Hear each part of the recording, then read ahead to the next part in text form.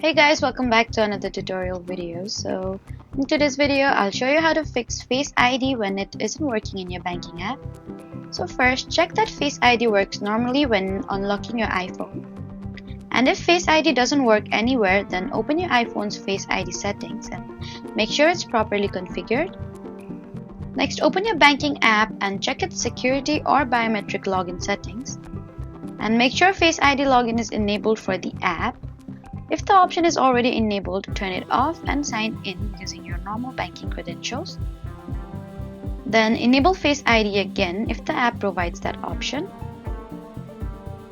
You should also check whether the banking app needs an update. Open the App Store and install any available updates. Then restart your iPhone and then try the banking app again. Make sure you're looking directly at the phone and that nothing is covering the Face ID sensors. If Face ID works elsewhere but not inside the banking app, then the problem may have been related to the app settings or compatibility. Also, please don't give your banking password or security codes to anyone offering to remote fix. So that was it for the video. Please do not forget to like, comment and subscribe for more helpful tutorials. Thank you for watching.